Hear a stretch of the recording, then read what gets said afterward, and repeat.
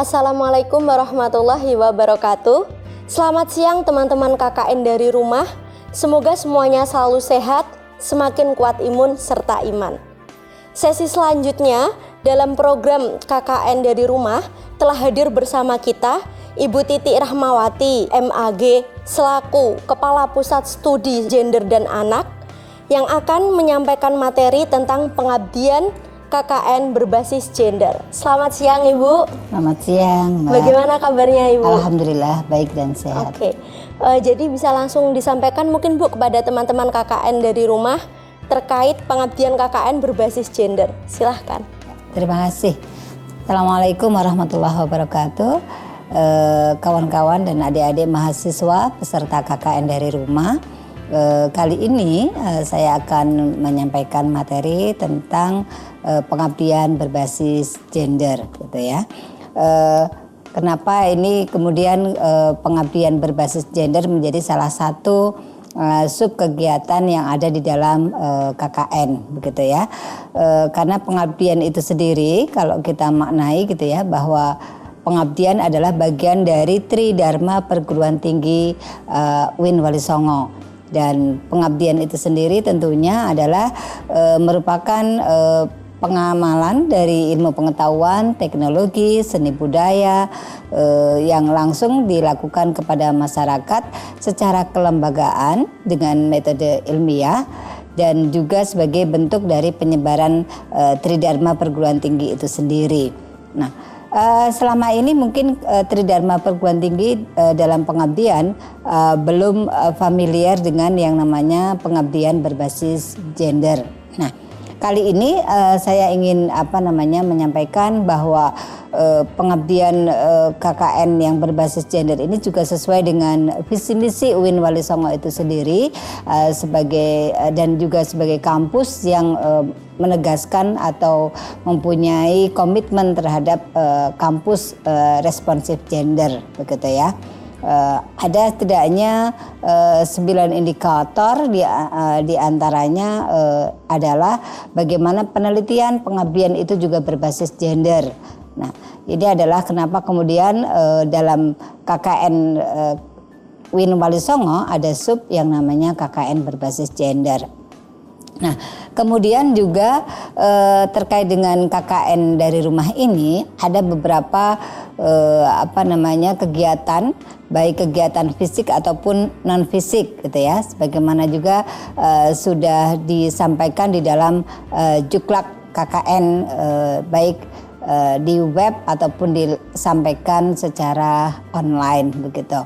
Nah, kemudian di antara kegiatan fisik dan non fisik itu sendiri itu ada yang terkait dengan pendidikan dan dakwah keagamaan berbasis Wali Songo.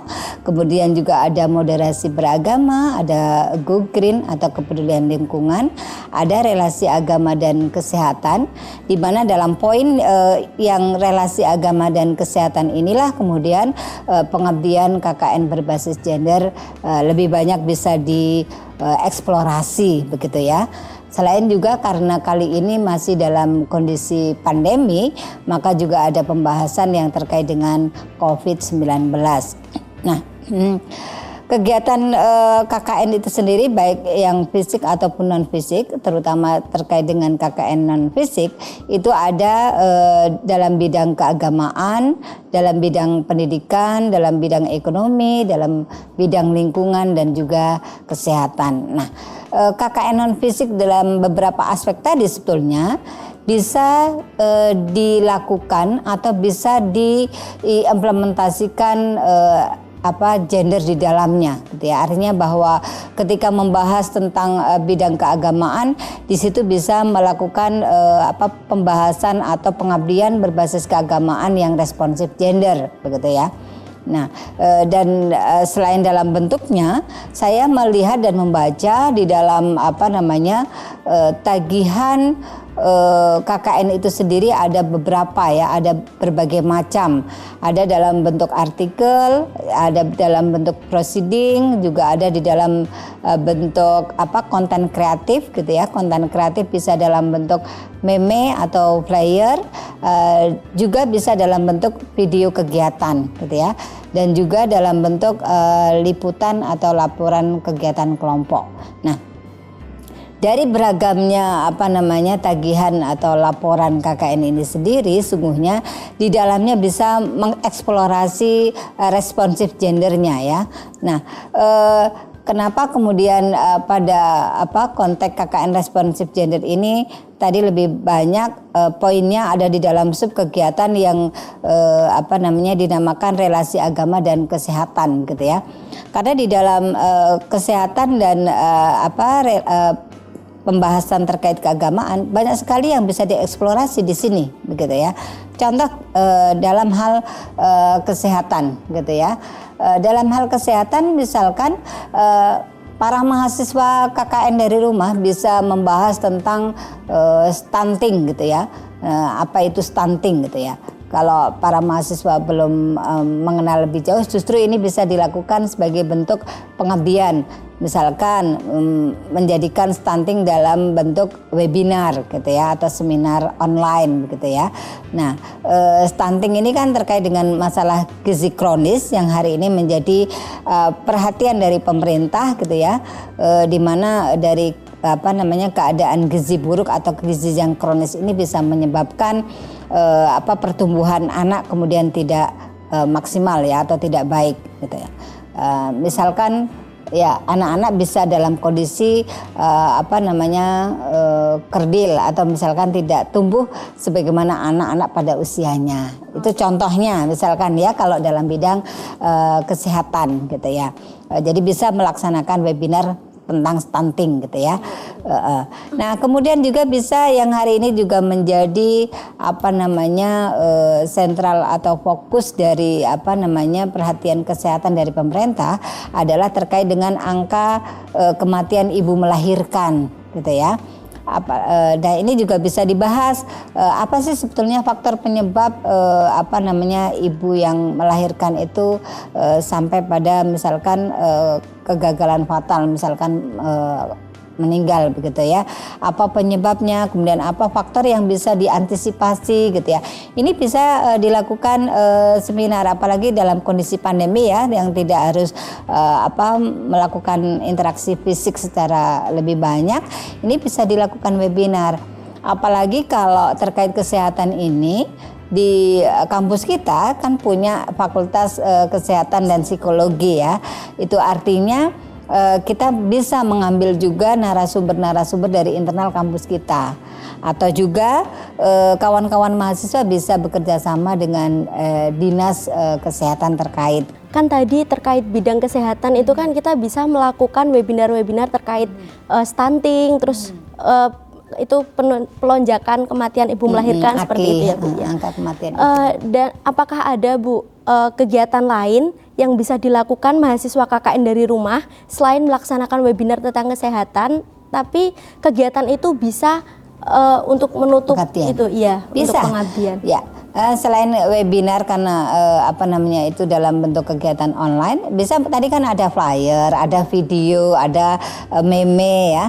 Itu bisa dibuat. Jadi misalkan mahasiswa membuat flyer ya, kampanye terkait dengan pencegahan stunting, atau membuat video terkait dengan bagaimana pencegahan stunting, misalkan dengan menggunakan potensi dan kondisi lokal. Misalkan kalau potensi lokal ya, tergantung tempatnya di mana kawan-kawan mahasiswa tinggal begitu ya. Kalau yang tinggal di daerah pesisir kan banyak ikan gitu ya, misalkan ada produksi atau ada penghasilan yang mata pencarian lokal itu adalah berbasis laut, misalkan ada ikan, bisa dieksplorasi bagaimana kemudian ikan itu menjadi salah satu penyumbang gizi begitu ya, dan dibuat video gitu ya, bagaimana masyarakat lokal itu memanfaatkan juga hasil lokal untuk pencegahan stunting. Bisa sangat banyak ya yang bisa dieksplorasi selain webinar gitu ya, dalam bentuk video, flyer, meme gitu ya.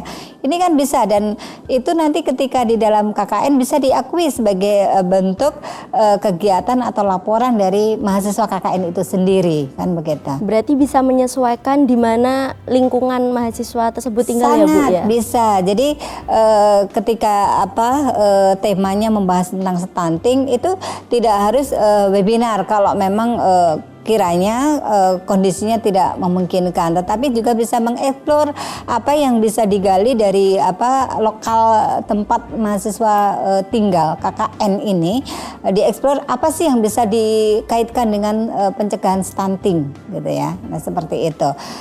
Atau bisa jadi mengeksplor kalau memang di situ masih ada kegiatan posyandu lokal gitu ya. Apa sih yang dilakukan oleh posyandu lokal dalam bentuk kegiatan untuk pencegahan stunting? Itu juga bisa divideokan kerjasama dengan mahasiswa yang lagi melaksanakan KKN dari rumah begitu ya. Jadi sebetulnya banyak cara ya, kalau dalam pepatah itu banyak jalan menuju Roma begitu. Temanya misalkan stunting tadi bisa banyak aspek yang bisa dilakukan. Atau misalkan kalau dalam bentuk flyer itu kan bisa diunggah di Instagram gitu ya. Atau kalau dalam bentuk laporan karena itu mereportase kegiatan pencegahan stunting di lokal dia tinggal, kan bisa diunggah juga dalam bentuk ke surat kabar, baik itu online maupun surat kabar yang cetak offline, kan begitu. Jadi diantaranya seperti itu kiranya kalau terkait dengan kesehatan. Angka kematian ibu juga bisa dilakukan dengan misalkan bekerja sama dengan bidan desa gitu ya. Misalkan bidan desa di situ itu apa yang terjadi selama ini dengan ibu melahirkan, apakah banyak kematian, lalu apa yang dilakukan oleh bidan desa untuk mencegah angka kematian ibu begitu ya. Tidak hanya bidan desa, misalkan pemerintah desa setempat gitu lah. Apakah pencegahan angka kematian ibu itu tidak hanya terkait dengan misalkan asupan gizinya ibu melahirkan, tetapi misalkan dukungan sarana prasarana fisik, misalkan apakah desa setempat juga misalkan jalan atau akses menuju Polindes atau menuju puskesmas itu sudah bagus, karena bisa jadi kan angka kematian ibu itu tidak hanya terkait dengan kesehatan pribadi ibu hamilnya ya, tetapi sarpras juga yang tersedia di desa tersebut gitu ya. Ketika jalannya bagus, jalannya mulus, ada ibu yang melahirkan sudah misalkan mengalami pembukaan, dia bisa segera ditolong oleh bidan desa, dibawa ke Polindes dengan cepat, maka itu bisa jadi menjadi salah satu faktor pencegahan angka kematian ibu. Banyak yang bisa dieksplorasi sesungguhnya begitu ya. Nah, juga misalkan terkait dengan pola hidup bersih dan sehat. Pola hidup bersih dan sehat itu kan juga bisa mengeksplor lokalitas ya. Jadi apakah di desa tersebut sudah terbiasa menerapkan pola hidup bersih dan sehat. Misalkan apakah selama ini desa atau dusun di mana mahasiswa itu bertempat tinggal ya dan melaksanakan KKN, misalkan apakah selama ini sudah ada misalkan tersedia tempat sampah di setiap rumah. Itu kan bagian dari pola hidup bersih dan sehat ya. Dari situ kan bisa dibuat flyer-flyer anjuran begitu ya, yang itu bisa di-forwardkan ke WhatsApp grup di lokalitas mahasiswa KKN ya, atau disosialisasikan kalau ada memang pertemuan offline ya. Tapi kali ini kan kita lebih banyak berusaha bagaimana KKN bisa berlangsung tetapi protokol kesehatan itu tetap ditegakkan begitu ya. Nah, jadi PHBS juga selain misalkan terkait dengan apakah sudah tersedia tempat sampah di masing-masing rumah, juga karena pandemi ya, apakah setiap masyarakat hari ini sadar bahwa di antara prokes itu juga adalah misalkan sudah terbiasa mencuci tangan gitu ya setiap kali mau masuk rumah atau berinteraksi dengan orang lain atau memegang barang-barang yang itu kemudian di luar jangkauan begitu. Itu adalah bagian dari hal-hal yang bisa dilakukan terkait dengan pengabdian berbasis gender. Karena apa? Misalkan menyediakan tempat sampah tadi, kalau contohnya adalah menyediakan tempat sampah, itu kan kebutuhan yang bisa dilakukan dan digunakan oleh orang, baik anak-anak ataupun dewasa, baik yang berjenis kelamin laki-laki ataupun jenis kelamin perempuan, kan begitu. Itu di antara beberapa kegiatan terkait dengan kesehatan yang berbasis gender gitu ya. Kemudian juga terkait dengan misalkan pola asuh gitu ya. Pola asuh dalam keluarga ini juga bisa dijadikan sebagai program untuk KKN dari rumah gitu ya. Kenapa mahasiswa kan tinggal di komunitas yang tentunya itu tidak lepas dari basis keluarga begitu ya. Apalagi hari ini pandemi, di mana juga kegiatan pendidikan masih banyak yang menggunakan pendidikan online dibandingkan offline.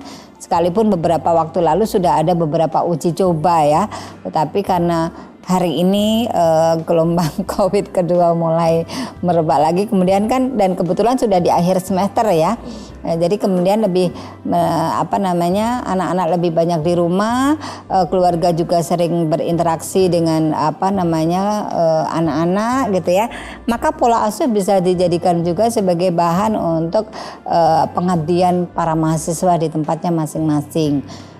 Misalkan memberikan tip-tip dalam bentuk juga meme atau flyer tadi ya, tip-tip dibagikan bagaimana sih caranya misalkan mengatasi kebosanan pola asuh di rumah gitu ya, tipnya apa, itu kan bisa, dan buktinya ada konkret gitu ya kalau dalam bentuk meme atau flyer gitu ya.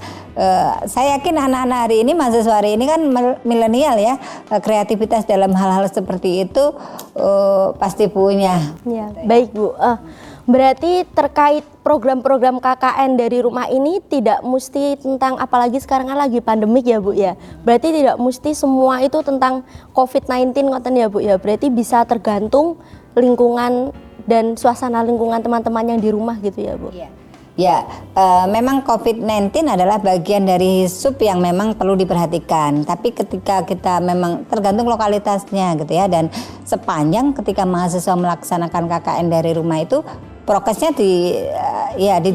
ditekankan, dijunjung tinggi gitu ya.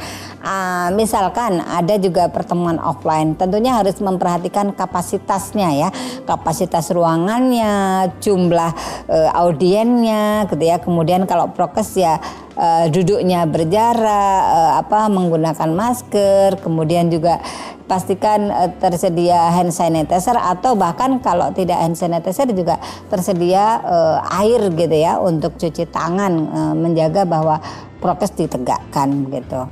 Nah, itu juga tergantung lokalitas masing-masing, karena zona masyarakat hari ini kan beragam ya. Ada yang merah, yang memang ketika merah memang kita sama sekali atau tidak diperbolehkan melakukan aktivitas yang membuat massa berkerumun gitu ya. Ketika zonanya mungkin hijau lah ya, mungkin baru diperkenankan, tapi juga dengan prokes yang ketat juga begitu.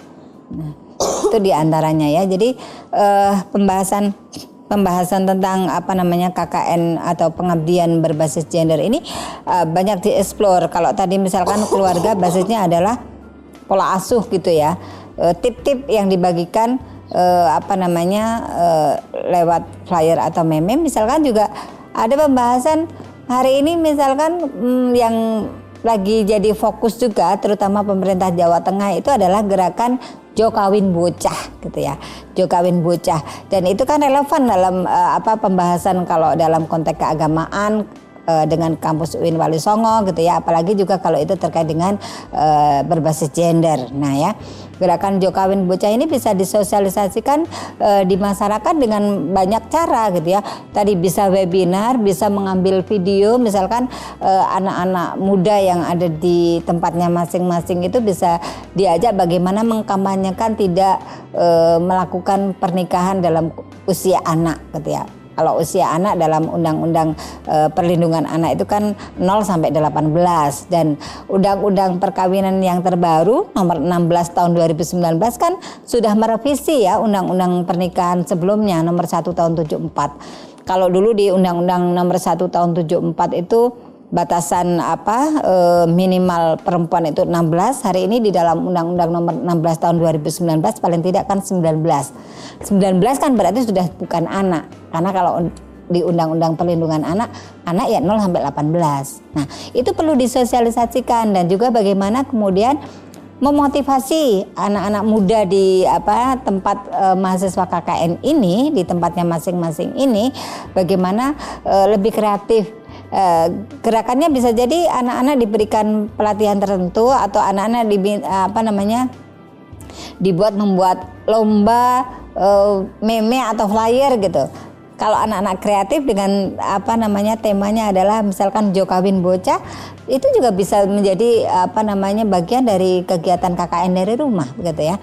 Hasil dari anak-anaknya itu bisa digunakan, reportasenya juga bisa digunakan kan. Jadi sekali menyelam dapat banyak hal gitu ya. Jadi kalau dalam bahasa pepatah itu sekali dayung 2-3 pulau terlampaui gitu ya. Satu tema tapi beberapa hasil bisa didapat begitu. Ya, kalau tema tentang pernikahan dini itu kan biasa masih marak di perdesaan ya Bu ya.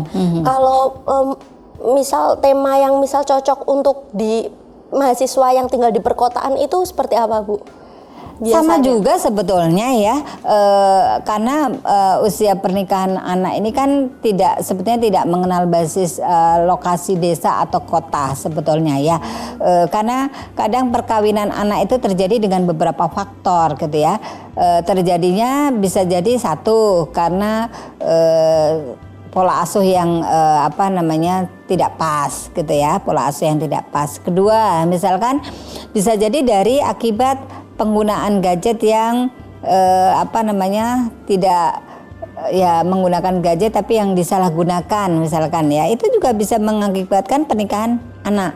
Contoh misalkan hari ini orang bisa berkenalan melalui dunia maya ya, melalui misalkan WhatsApp atau melalui Facebook atau melalui Instagram gitu ya, provider tertentu gitu ya, yang kemudian dari situ kemudian dia tidak mengenal secara mendalam, kemudian terjadi interaksi yang kemudian kadang terjadi hal-hal yang tidak diinginkan, yang bisa jadi itu mengakibatkan terjadinya pernikahan anak. Nah, karena saya mencontohkan ini beberapa waktu yang lalu ketika PSGA juga diajak untuk gerakan Jo Kawin Bocah, ada testimoni itu dari orang kota yang kemudian menyampaikan anaknya adalah bagian dari korban kawin anak, yaitu sebelumnya dia harusnya masih usia sekolah, masih usia anak, tetapi terpaksa melakukan pernikahan anak karena tadi misalkan penggunaan gadget yang tidak pas, tidak patut, kemudian berakibat terjadilah yang namanya kawin anak. Nah, Bu, untuk kegiatan KKN berbasis gender itu apakah setiap mahasiswa yang KKN dari rumah itu harus melakukan kegiatan yang sesuai dengan jurusannya atau bebas Bu? Ya, kalau kita lihat di Juklak itu kan ada beberapa kegiatan yang bisa dilakukan ya, baik dari yang terkait dengan kesehatan, agama, atau mungkin moderasi atau pendidikan yang lainnya. Saya pikir sepanjang aturannya dipegang dari Juklak yang sudah disampaikan, menurut hemat saya tidak harus berbasis jurusan ya. Berarti global ya Bu? Ya, global. Tetapi kalau memang itu mau direlevansikan dengan jurusan yang dia pilih atau dia tempuh selama ini juga baik gitu. Artinya lebih baik gitu ya. Misalkan Mbak Yuna dari dakwah gitu ya. Kemudian KKN-nya itu karena kalau dakwah mungkin di KPI gitu ya, terbiasa di berikan materi atau sudah mendapatkan ilmu terkait dengan media. Lebih banyak bagaimana KKN-nya itu menghasilkan media-media gitu. Benar. Nggak apa-apa gitu, boleh gitu ya. Tetapi konten dari media yang dihasilkan itu tidak melulu terkait dengan kedakwahan kan. Bisa jadi kontennya adalah konten terkait dengan pendidikan, konten terkait dengan keagamaan yang tadi dikaitkan dengan gender gitu ya. Misalkan pola asuh anak, tip mengasuh anak di rumah untuk orang tua misalkan. Itu tidak melulu hanya mungkin menjadi haknya atau miliknya para mahasiswa FITK ya, yang notabene memang jurusannya adalah prodi pendidikan, fakultasnya adalah pendidikan. Tetapi konten itu bisa juga diambil oleh kawan-kawan mahasiswa yang dari fakultas dakwah ataupun yang lainnya gitu. Baik, Bu. Ya. Apalagi kan kalau di dalam laporan itu kan nanti tidak hanya kegiatan individu ya, tetapi kan juga kegiatan kolektif kelompok begitu ya. Nah itu kan bisa juga menjadi bahan dari laporan kegiatan kelompok begitu. Ya. Berarti kan karena ini dari rumah dan teman-teman itu bermainnya dengan media juga ya Bu, dengan media dan lingkungan sekitar. Nah presentasinya itu apakah harus seimbang Bu antara kegiatan yang di masyarakat dengan dia itu membuat konten seperti membuat flyer seperti itu? Sebaiknya ya menurut hemat saya. Jadi tadi kan saya sampaikan ya, kita itu bisa sekali dayung 2-3 pulau terlampaui. Misalkan tadi yang saya contohkan, kalau mau membuat gerakan sosialisasi untuk pencegahan nikah anak gitu ya, itu kan memangnya bisa dibuat, videonya bisa dibuat, webinar juga bisa dibuat ya, reportasenya bisa dibuat. Jadi dalam satu tema saja hasilnya bisa beragam. Bisa juga bikin artikel bahkan ya kan. Kalau saya membaca di Jukla kan artikel itu nanti bisa disubmit di jurnal Dimas gitu ya. Bahkan kalau kawan-kawan juga nanti ditindaklanjuti tidak hanya dalam bentuk artikel pengabdian, tetapi juga nanti ditambah atau dilakukan penelitian lebih dalam, bisa dibuat artikel. Artikelnya kalau berbasis gender bisa disubmit ke jurnal Sawah miliknya PSGA, dan itu Sinta 2 loh ya. Sinta 2 agak main-main. Itu luar biasa anak-anak ya. Jadi tadi dalam tips saya satu, namanya KKN karena ini berbasis rumah tidak harus berbasis jurusan yang ditempuh, prodi yang ditempuh, tapi hasilnya bisa beragam tadi. Satu poin saja itu bisa menghasilkan banyak karya ya, banyak hasil gitu. Nah itu yang di antaranya. Kemudian juga misalkan kalau tidak terkait dengan pernikahan, terkait dengan relasi sosial, begitu ya. Relasi sosial itu juga bisa menjadi basis pengabdian berbasis gender. Contoh, membuat tip kalau di dalam pembahasan gender itu terutama untuk anak-anak remaja itu kan sering ada tema kekerasan dalam pacaran. Itu kan nanti bisa membuat tip misalkan bagaimana punya relasi laki dan gitu perempuan ya, tetapi yang tidak bias gender, yang responsif gender. Tipnya apa? Itu penting supaya tidak terjadi toxic relationship. Ya, itu apa sih?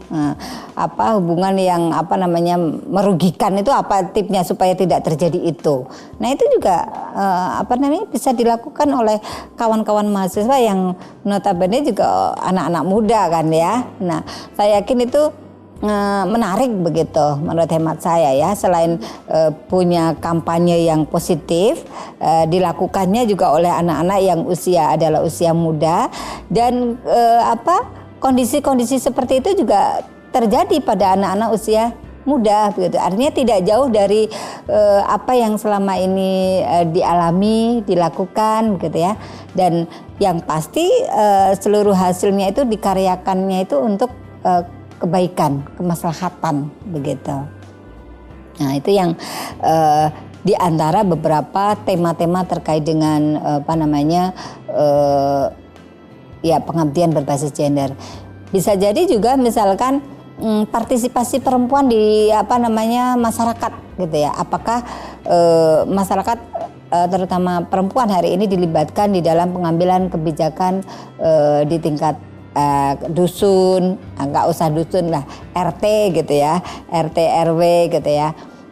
Contoh kecil misalkan hari ini kan COVID nih lagi merebak. Ketika misalkan terjadi isolasi mandiri, ada sebagian masyarakat yang melakukan isolasi mandiri. Apakah gagasan misalkan membuat gerakan sosial bersama itu hanya digagas oleh kaum laki-laki saja atau kaum perempuan dilibatkan? Nah, misalkan kalau di Jawa Tengah beberapa waktu lalu kan digemakan gerakan Jogotongo ya. Nah, apakah gerakan Jogotongo itu dilakukan oleh kaum laki-laki dan kaum perempuan secara bersamaan atau hanya salah satu jenis kelamin saja? Itu juga merupakan bagian dari pengabdian berbasis gender. Misalkan apakah hanya ibu-ibu saja yang punya kewajiban misalkan mencantolkan sayuran di depan rumah orang yang isolasi mandiri, ataukah bapak-bapak juga punya peran? Nah, itu bagian dari KKN pengabdian dari rumah berbasis gender gitu ya. Jadi memaknai berbasis gender itu adalah bagaimana kemudian pengabdian ini tidak hanya berfokus kepada salah satu pihak saja, tetapi juga bagaimana ini memberikan kemanfaatan, keuntungan, nilai positif bagi laki-laki dan perempuan, baik itu untuk anak-anak ataupun orang dewasa, begitu. Ya. Itu diantara yang sebetulnya bisa dilakukan oleh para mahasiswa ketika melaksanakan KKN dari rumah gitu ya. Ada juga beberapa sebetulnya di dalam materi saya itu saya selipkan juga pengertian gender. Barangkali para mahasiswa yang fakultasnya atau jurusannya tidak ada materi kuliah Islam dan kesetaraan gender, mungkin belum pernah mendengar, ataupun juga kalaupun mahasiswa juga belum membaca materi-materi seperti ini dari kampus, maka saya selipkan juga materi tentang pengenalan apa itu yang disebut dengan gender gitu ya. Jadi gender ini kan sebuah perbedaan atau pelabelan sifat, peran, fungsi gitu ya, yang disematkan kepada laki-laki dan perempuan oleh masyarakat. Ya, itu bahasa sederhananya seperti itu. Misalkan selama ini ada pelabelan kalau perempuan itu adalah makhluk cengeng, sementara laki-laki adalah makhluk tegar gitu ya. Itu adalah gender. Karena apa? Ternyata selama ini yang tegar tidak hanya laki-laki, perempuan yang tegar pun juga banyak ya. Laki-laki yang juga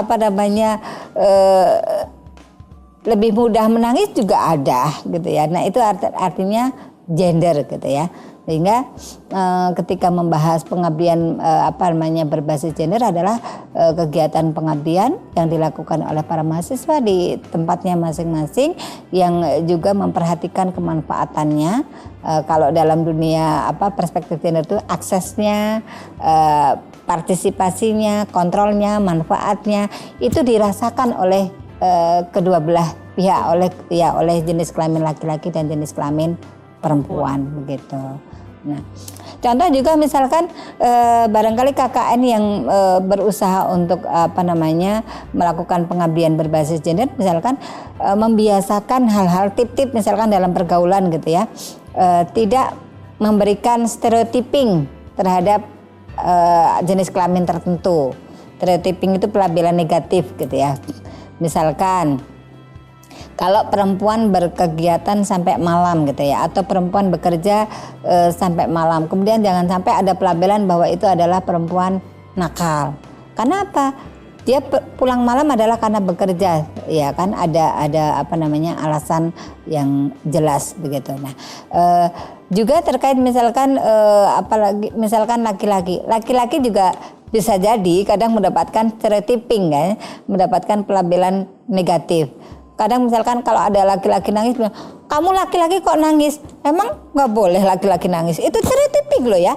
Beban bagi laki-laki yang sebenarnya pengen mengekspresikan diri nangis ya, karena waktu itu sedih dan pengen nangis, hanya karena masyarakat bilang laki-laki itu jangan nangis. Kan nggak boleh seperti itu. Jadi siapapun berhak untuk melampiaskan emosinya dengan cara menangis ya, mau laki-laki dan perempuan. Itu nanti tip-tipnya bisa dibagikan, misalkan dalam pola asuh tadi gitu ya, supaya tidak ada stereotyping ya, pelabelan negatif. Saya nggak yakin sih kalau laki-laki misalkan nangis diketawain itu dia kemudian bahagia, pasti dia akan sedih gitu ya. Masa sih aku nggak boleh nangis gitu ya. Nah itu bagian dari stereotyping yang dibuat oleh masyarakat selama ini gitu ya. Nah contoh-contoh seperti itu. Diskriminasi juga itu adalah bagian tip-tip bagaimana cara kita di dalam masyarakat itu membiasakan kehidupan yang tidak diskriminatif gitu ya. Misalkan pemberian akses untuk mengenyam pendidikan gitu ya, bahwa mengenyam pendidikan tinggi itu kan tidak hanya menjadi haknya jenis kelamin tertentu ya, baik jenis kelamin laki-laki saja atau perempuan saja, dua-duanya itu bisa diperkenankan mendapatkan akses untuk mendapatkan pendidikan tinggi. Nah, kalau di dalam budaya selama ini kadang masih ada yang mengedepankan jenis kelamin tertentu, misalkan hanya laki-laki saja yang diperkenankan mengenyam pendidikan tinggi, sementara kadang anak laki-laki itu belum tentu punya kemauan untuk menempuh pendidikan lebih tinggi, dia lebih punya passion yang lain gitu ya. Itu juga bisa dibuat tadi tip ya di dalam membuat flyer atau meme, atau bisa juga di seminar online kan begitu. Baik Bu, terkait tentang kesetaraan gender nih Bu, pada sebagian wilayah kan ada yang masih kental itu Bu tentang seperti laki-laki itu ya memang harusnya bekerja dan perempuan harusnya di rumah. Di beberapa lingkungan masih ada yang menerapkan seperti itu. Dan untuk mahasiswa yang tinggal di lingkungan seperti itu kan itu bisa jadi sebuah tantangan dan hambatan ya Bu saat dia ingin menjalankan program kerja yang berbasis kesetaraan gender. Nah, apakah ada solusi Bu dari Ibu sendiri untuk teman-teman yang tinggal di lingkungan seperti itu untuk menghadapi situasi yang seperti itu Bu? Ya, pastinya begini, membudayakan nilai-nilai positif baru itu bukan hal yang mudah ya. Pasti perlu effort, perlu usaha yang lebih gitu ya. Kalau budaya di masyarakat setempat misalkan kita pingin Bu KKN-nya ini berbasis gender, dalam arti juga melibatkan kaum laki-laki dan perempuan, tetapi karena kondisi satu, misalkan kesibukan kerja, misalkan kalau siang kendalanya adalah mereka bekerja, sementara kalau malam kadang terhambat, kalau malam melibatkan perempuan itu tabu misalkan di masyarakat setempat. Itu sebenarnya bisa dikomunikasikan dengan satu, misalkan pastinya tokoh lokal ya, tokoh lokal, bagaimana bahwa kegiatan ini karena ke arah yang positif, supaya bagaimana ini bisa disokong bersama-sama, tidak hanya disokong oleh salah satu jenis kelamin. Misalkan pembicaraan di RT misalkan mau membuat sumber air yang dekat dengan masyarakat, itu juga penting dibicarakan bersama-sama, tidak hanya diputuskan oleh kaum laki-laki saja, tetapi perempuan bisa dilibatkan. Baik, berarti dari langkah-langkah kecil kita juga bisa melaksanakan sedikit demi sedikit ya Bu ya? Iya, bisa. Tentunya juga KKN yang berbasis gender ini kan hal positifnya tidak hanya untuk masyarakat ya, tapi bahkan juga untuk negara ya, karena tentunya KKN berbasis gender ini adalah bagian dukungan para mahasiswa yang dilakukan oleh para mahasiswa dalam masyarakat untuk mewujudkan pembangunan nasional ya, dan juga dalam rangka untuk mensupport meningkatnya IPG, indeks pembangunan manusia berbasis gender ya, di mana indeks pembangunan manusia berbasis gender itu diantaranya diukur dari tadi aspek kesehatan, aspek pendidikan, aspek ekonomi, misalkan juga ekonomi tadi yang belum saya contohkan ya, di masyarakat lokal ada potensi-potensi yang bisa digunakan untuk bagaimana meningkatkan ekonomi masyarakat setempat. Misalkan hari ini pandemi gitu ya, bagaimana caranya misalkan ada kegiatan yang mensupport untuk misalkan satu rumah itu menanam satu macam tanaman yang itu menjadi bagian dari kebutuhan sehari-hari, entah itu dalam bentuk sayuran atau dalam bentuk misalkan tanaman obat herbal begitu. Itu diantaranya ya. Nah, itu diantara beberapa kontribusi KKN untuk menciptakan pengarus utamaan gender di dalam masyarakat. Karena pengarus utamaan gender itu kan dimulai kalau yang paling kecil dari diri sendiri, lalu keluarga, masyarakat, lalu di situ negara atau bangsa ini akan tercipta kehidupan yang adil gender begitu. Nah, kawan-kawan mahasiswa jangan berkecil hati ya ketika nanti melaksanakan KKN dari rumah ini yang pengabdiannya berbasis gender. Tentunya Pusat Studi Gender dan Anak UIN Walisongo Semarang akan siap untuk digandeng gitu ya, diajak bekerja sama di dalam pelaksanaan kegiatan. Misalkan nih para mahasiswa mau melaksanakan webinar gitu ya atau seminar online gitu ya, membahas tema tertentu. Bisa itu kemudian meminta PSGA untuk menjadi salah satu narasumbernya begitu. Nah, tentunya juga misalkan kekuatan mahasiswa di setiap kelompoknya kan beragam ya, bermacam-macam gitu ya. Kalau dalam kelompok yang tidak memungkinkan misalkan menggunakan narasumber luar yang kemudian itu menggunakan narasumber dari dalam UIN sendiri, misalkan meminta rekomendasi kepada PSGA, tentunya itu akan meminimalisir budgetnya para mahasiswa peserta KKN. Mungkin dengan cara kalau mengambil narasumber dari dalam dan kebetulan mahasiswa tidak punya budget untuk memberikan tali asih kepada narasumber, maka tali asihnya bisa diganti dalam bentuk lain.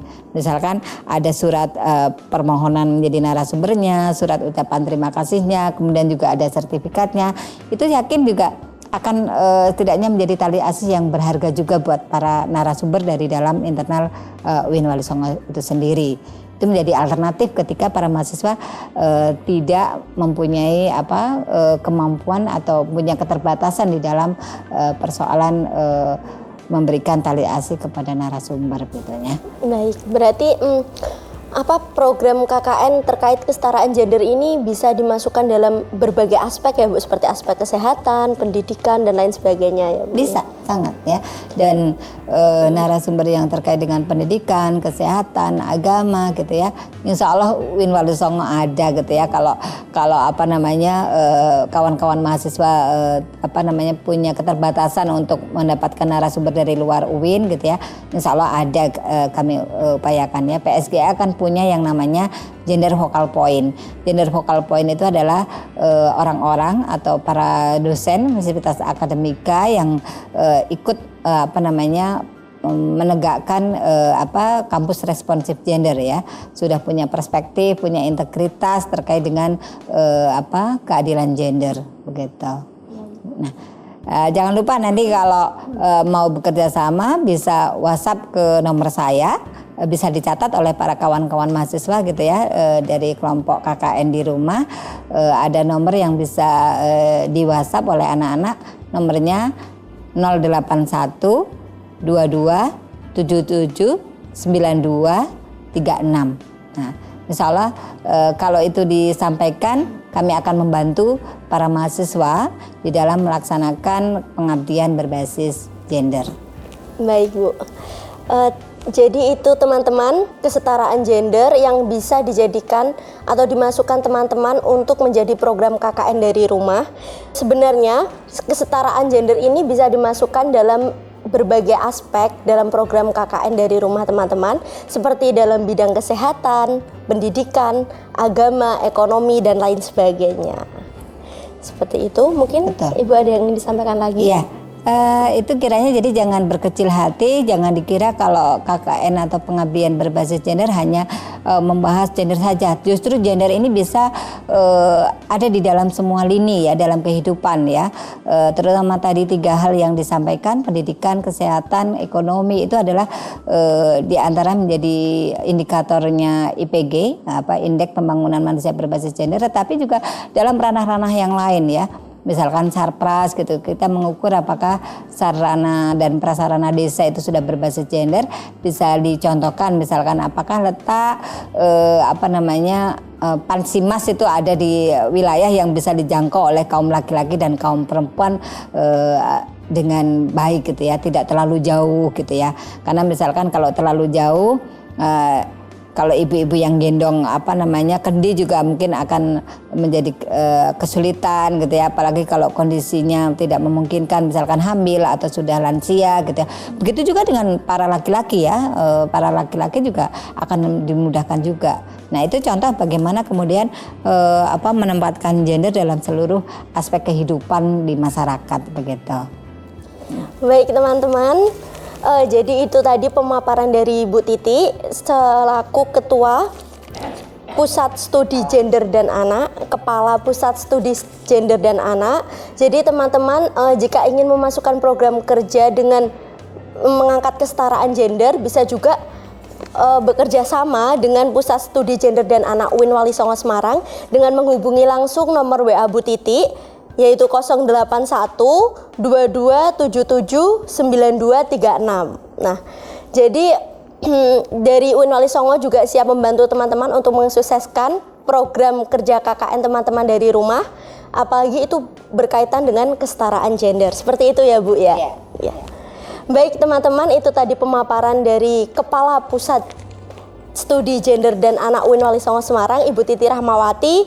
Selamat berjuang dan tetap semangat teman-teman KKN dari rumah.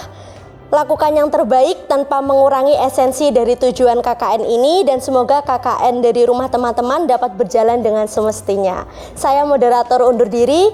Terima kasih atas segala perhatian dan mohon maaf atas segala kesalahan dan kekhilafan. Wassalamualaikum warahmatullahi wabarakatuh.